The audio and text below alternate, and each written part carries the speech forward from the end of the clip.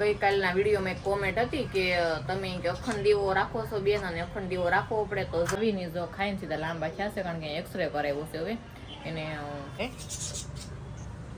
ચાલો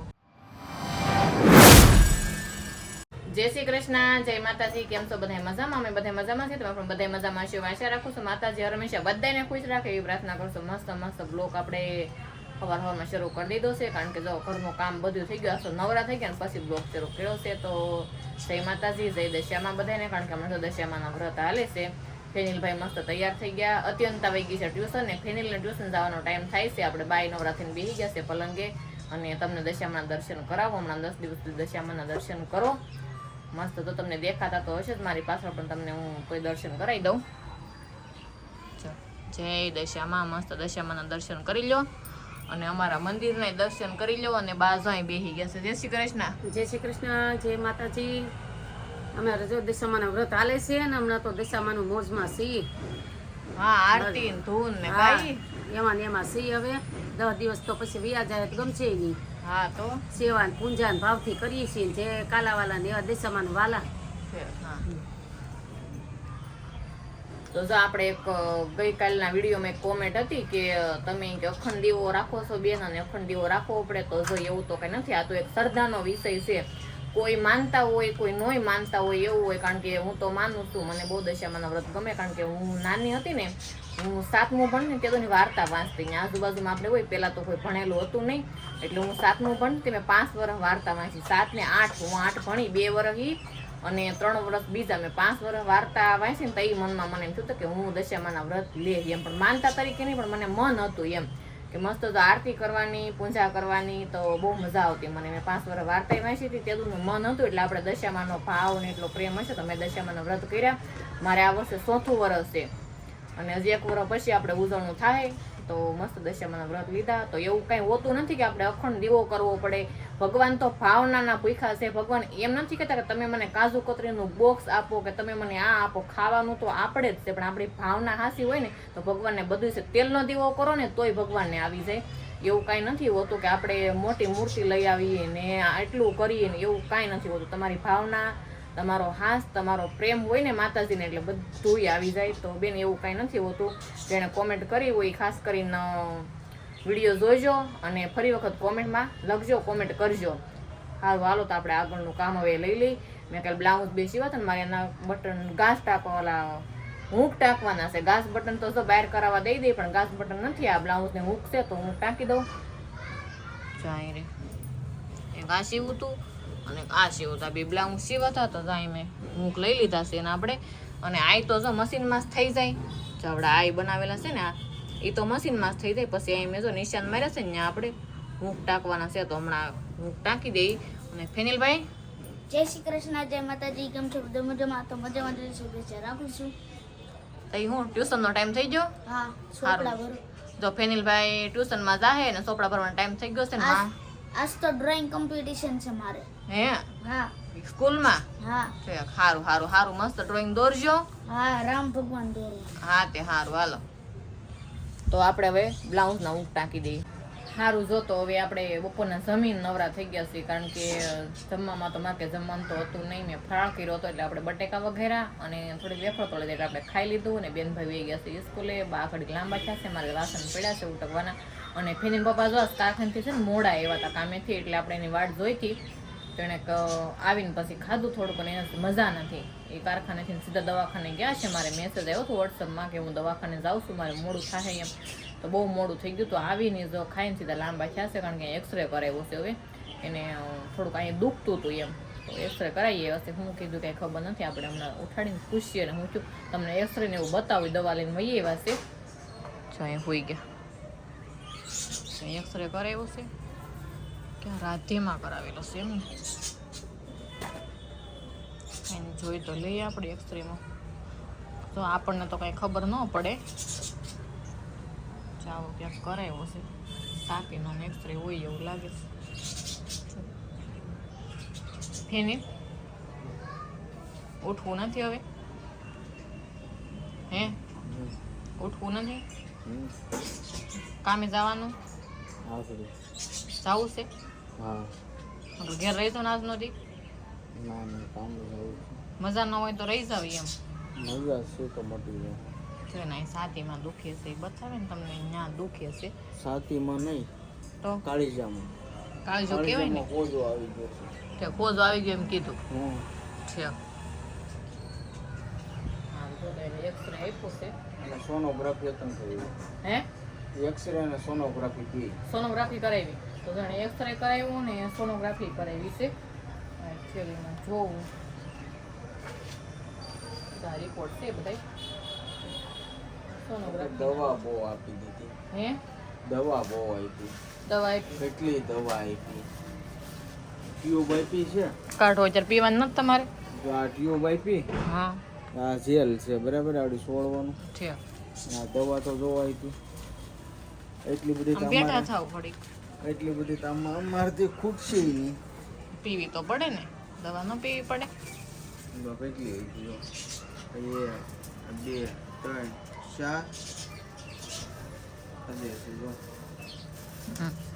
જો ફિનલ પપ્પાને લાડ બધી ટીકડી આપી દીધી જો કેટલી બધી કાંઈ નહીં દવા લઈ લેવાય દવા લ્યો ને તો ફેર પડી જાય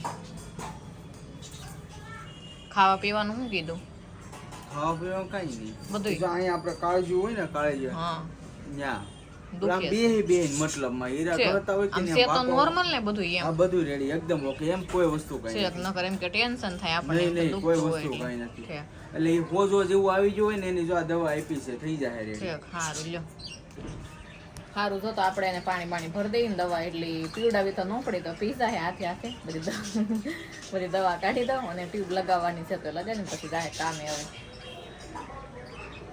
ચલો. સારું ફેમિલી તો આપણે હવે મોટું બોટું ધોઈ ને માથું ઓળાઈ લીધું છે અને કારખાને જવાનો ટાઈમ થઈ ગયો છે અને અમારા ભાઈ ઓલી રૂમમાં હતા મને કઈ ખબર નથી કા અરે ભાઈ મને થોડું કાંઈ દુખતું હતું ને એટલે બટા જો આ રિપોર્ટ કરાવ્યા છે બધાય જો આ રાતે સોનોગ્રાફી સેન્ટર સોનોગ્રાફીની એક્સરે કરાવ્યા અહીં દુખતું ને એટલે તું ઓલી રૂમમાં તો તારો અવાજ કેમ કઈ આવતો નતો હે ચૂપચાપ બેઠો તો હા કેમ દવાખાને જઈ આવ્યો? હા જી એવો દવાખાને કીધું કાંઈ નથી કે બેહવા હિસાબે એના થોડો ખોજો આવી ગયો છે બાકી રેડી છે હા એ કઢવી એમ ને આ ફાઇલ નથી એક્સરે અને સોનોગ્રાફી છે આમાં એમાં શું આવ્યું એમાં કાંઈ નથી બધું નોર્મલ જ છે કોઈ વસ્તુ કંઈ નથી આવ્યું એ દવા દીધી હા દવા દીધી દવા બહુ આપી હે હા હું તો કાંઈ ખબર ન પડે આમાં. એમાં મને ખબર નથી પડતી તો ડોક્ટર પાસે ગયા તે ડોક્ટર કીધું કે આમ જોઈ કે આમ? એ નંબર ઉપર આધાર હોય ઊંધો છે આવું તો આમ હા કાંઈ ન સમજાય. ન આમ હોજે ન ખબર કઈ પડે આપણને. ન ખબર અત્યારે પડે તો injection દીધું કે દવા કોઈ વસ્તુ કઈ નહીં દવા આપીને ટ્યુબ આપી માલિશ કરવાનું છે. સારું તો સારું થઈ જાય ને હા રેડી થઈ જાય દવા પીને ત્યાં કા ભાઈ હાલો હવે જઈએ કારખાને કા આવું તારે કારખાને મારે કારખાને આવું તારે કેમ હાલ ને હા ત્યાં કે સારું ગમે તે દાઈ મારી પાસે સુઈ જાણી કે મારે ઘેરે નીંદર આવે આઈને થોડું આવે ત્યાં કોકડું કરશે હે વળી ઘર લે આપણે હોતા હોય ને એ જગ્યામાં જ નીંદર આવે કાંઈ હતું એને મારે જેવું છે હે આ તું શું ખાશો હે તાણીથી બોલ ની હું ધંધીરા ખાધી જલજીરા કહેવાય